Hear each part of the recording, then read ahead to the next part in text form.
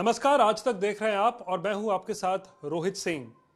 बिहार के चुनाव में एक बार फिर से असदुद्दीन ओवैसी मैदान में हैं और इस बार के चुनाव में ओवैसी कितना बड़ा फैक्टर साबित होने वाले हैं, इन सब चीज़ों पर बात करने के लिए आज हमारे साथ खुद किशनगंज में मौजूद हैं। आज तक में आपका बहुत बहुत स्वागत है ओवैसी साहब।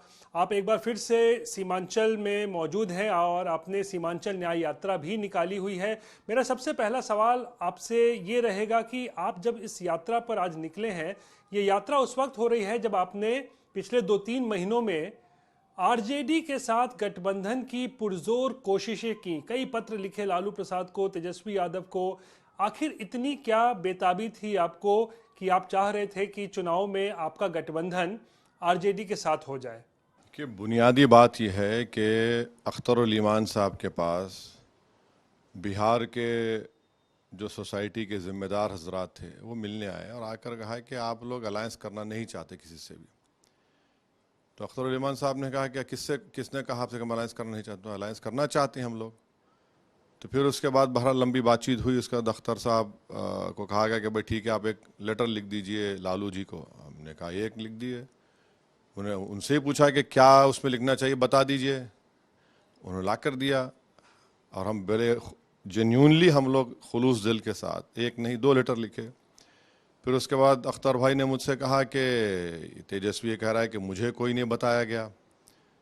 तो हमने कहा कि भाई लालू तो सुप्रीम लीडर है राजद का। तो बोले मैं ठीक है, आप लिख दीजिए उनको भी लिख दिए। फिर उन्होंने इसमें ये भी लिख दिया कि हमको सिर्फ 6 सीट दीजिए और ये कहा कि उसमें ये भी लिखा कि अगर आप इख्तदार पर या सत्ता मिलती है तो हमको मंत्री मत दीजिए, हमको सिर्फ सीमांचल डेवलपमेंट काउंसिल बनाइए और कम्युनल फाशिस्ट फोर्सेस को रोकिए। ये जो हमने लेटर लिखा, ये हमने हमारे एक पावर ऑफ स्ट्रेंथ के पोजीशन से लिखा। ये हमने इसलिए, बावजूद इसके कि हमारे 4 विधायकों को इन्होंने ख़रीद लिया, हमने अपनी दरिया दिली का मुजाहरा किया। वरना कोई पॉलिटिकल पार्टी जिसके विधायक को आप छीन लेते हैं चोरी से, वो नहीं लिखते हैं। हमने कहा चलो भाई, जब लोग लार्जर इंटरेस्ट है और हमको ये पूरा यकीन है कि अब की बार अगर बीजेपी की सरकार बनी यहाँ पर तो बीजेपी का मुख्यमंत्री होगा। तो हमने कहा ठीक है लिखिए। हमने बोल दिया हमारी ताकत सीमांचल में और मुख्तलिफ विधानसभा में पहले से बड़ी है। कोई वीक पोजीशन से हमने ये बार्गेन नहीं कर रहे। हम तो बार्गेन भी नहीं कर, हम तो कहें कि भाई लार्जर इंटरेस्ट आप बात करें, चलिए हम भी साथ देते हैं आपका। अब ये उनके ऊपर है, जो अंग्रेजी में कहते हैं ना, the ball is in their court. जो और इससे एक बात साफ हो गई कि कल तक जो लोग हम पर गैर जरूरी एक झूठा और बकवास इल्ज़ाम लगाते थे, अब इससे बढ़ के कोई पॉलिटिकल पार्टी क्या कर सकती है? हम तो अपना जो एज अ पॉलिटिकल पार्टी, एक सियासी पार्टी, हम जो कर सकते थे हमने कोशिश कर ली। अब हमको चुनाव लड़ना है और हम चुनाव पूरी ताकत से लड़ेंगे।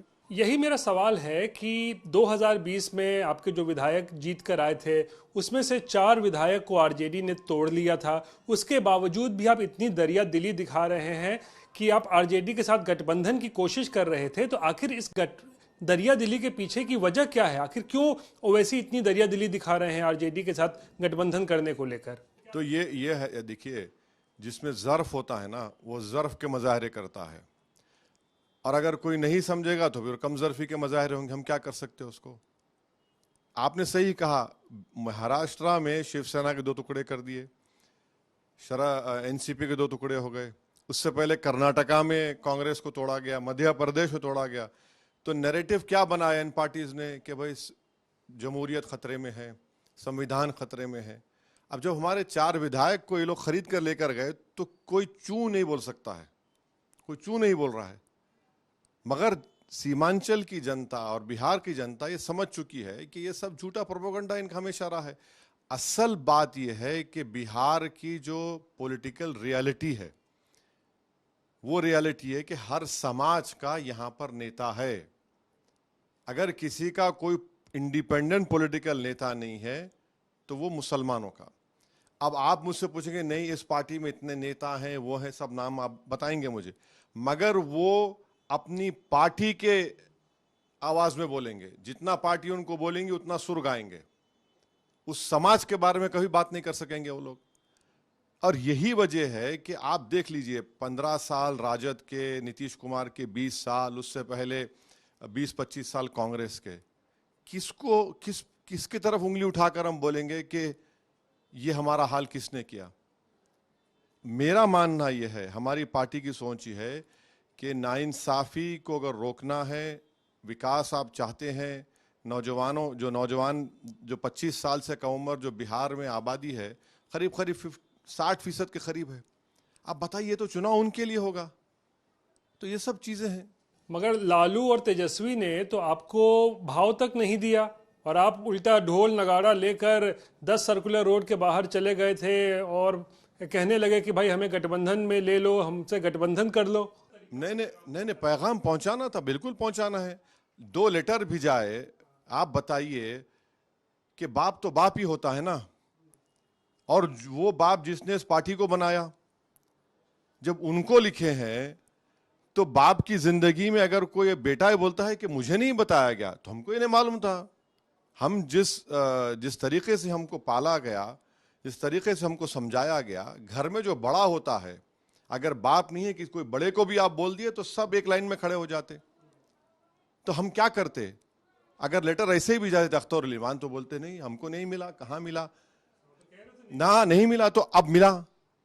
अब तो जब इतना शोर शराबा करना पड़ा ताकि सारी दुनिया को मालूम हो जाए, तो हमने उसको किया। देखिए ओवैसी साहब, आपके ऊपर एक इल्जाम लगता है ना कि आप बीजेपी की बी टीम है, और इस तोहमत से, इस इल्जाम से बचने के लिए ही आपने ये पूरा का पूरा पब्लिसिटी स्टंट किया है, ये ढोल नगाड़ा लेके जो आप पहुंच गए लालू के घर के बाहर। देखिए जब आप पॉलिटिक्स में हैं, राजनीति में हैं, तो इल्जाम तो लगेगा आपसे। अगर कोई इल्जाम लगाने के या लगने के डर से कोई काम करेगा तो फिर राजनीति ना करे। देखिए लालू और तेजस्वी ने अपने घर के दरवाजे तक आपके लिए नहीं खोले। हाँ, तो आखिरकार ये क्या दर्शाता है लालू और तेजस्वी के बारे में? तो क्या दिखाता है वो उनको बताना पड़ेगा। हमारे घर में अगर हमारा दुश्मन भी आ जाए तो हम उसको घर में बुलाकर इज्जत देके बिठाएंगे, अगर हमारे घर के दरवाजे पर कोई आएगा हमारा। अरे तो उन्हें लगता होगा कि हमें ओवैसी की क्या जरूरत है, मुसलमान तो ऐसे ही हमारे लिए वोट करता है, वो तो हमारा वोट बैंक है। देखिए एक बात सुनिए, हर बार आप पॉलिटिक्स नहीं कर सकते। उर्दू में एक लफ्ज है इक़दार, मॉरल्स, रिवायत, रिवाज। अगर ये सब कोई भूल जाता है और सिर्फ नेतागिरी करता है, तो भाई अच्छा नेता होने के लिए अच्छा इंसान भी होना पड़ेगा, और वही बड़ा नेता बनता है जो अच्छा इंसान होता है। नहीं तो आपको क्या लगता है कि लालू परिवार को या आरजेडी को इस बात का डर है कि अगर ओवैसी यहाँ बिहार में अपने जड़ें जमा लेता है तो मुसलमान मतदाताओं पर ओवैसी का कब्जा हो जाएगा? नहीं, डर उनको किस बात का डर है मुझे नहीं मालूम। क्या उनको बीजेपी का डर है? नहीं मालूम मुझे। मैं नहीं बोल सकता उन क्या क्या डर है। हमारे दिल में तो कोई डर नहीं है। नहीं तो कहीं ना कहीं ओवैसी का डर है ना? नहीं मालूम मुझे, मैं कैसे बोलूं, आप उनसे पूछिए। नहीं, क्योंकि पिछले बार सीमांचल में आप लोगों ने आरजेडी को हराया था। बिल्कुल, अभी भी हराएंगे। जो कोई भी खड़े रहेगा इंशाअल्लाह ताला हम हराएंगे। डर है नहीं है, ये तो बड़ा सब्जेक्टिव क्वेश्चन का जवाब तो मैं नहीं दे सकता ना ऑब्जेक्टिवली, ये तो उनको पूछना पड़ेगा। अच्छा ओवैसी साहब, क्योंकि हम सीमांचल में इस वक्त हैं, बात कर रहे हैं, तो एक बड़ा मुद्दा सीमांचल में जो देखने को मिला है पिछले दिनों वो है SIR। और SIR की जब हम बात करते हैं तो सीमांचल में खासकर बहुत हो हल्ला हुआ SIR को लेकर, क्योंकि मुद्दा एक बड़ा था घुसपैठ। तो क्या वाकई घुसपैठ एक बड़ा मुद्दा है, और क्या ओवैसी इसके बारे में, इस पूरे मुद्दे को लेकर, जो घुसपैठ का मुद्दा है, उसको लेकर क्या आपकी राय है? कहाँ है इलेक्शन कमीशन? तो आपको लिस्ट देना चाहिए था आज तक को, कितने घुसपैठियों को हमने निकाल दिया। 65 लाख में लफ्ज जिक्र नहीं है घुसपैठी का, बावजूद उसके कि इलेक्शन कमीशन ऑफ इंडिया ने अपने ऑर्डर्स में जो फर्स्ट नोटिफिकेशन निकाला था उसमें उन्होंने कहा था कि 1 से 2 मरतबा या 3 मरतबा किसी के घर पर जाएंगे, वोटर नहीं होगा तो वो ERO और ARO को इन्फॉर्म करेगा, और वो 1955 सिटीजनशिप एक्ट के तहत कॉम्पिटेंट अथॉरिटी को इन्फॉर्म करेगा। तो ये तो हुआ ही नहीं, खुदा पहाड़ चूहा नहीं निकला। सिर्फ बदनाम करना चाहते हैं सीमांचल को, और ये इतना स्ट्रेटेजिकली प्लेस्ड है। भाई देखिए, मुल्क को आज़ादी मिली, कोई नहीं गया उस वक्त के इस पाकिस्तान में, फिर 71 में बांग्लादेश बना, कोई नहीं गया। ये तो सिर्फ यहाँ के सीमांचल की इस गयूर आवाम को बेइज्जत करने के लिए, उन पर शक की सुई उठाने के लिए इस तरह की बकवास बीजेपी आरएसएस बरसों से कर रही है और हम इसको रिजेक्ट करते हैं और कंडेम करते हैं।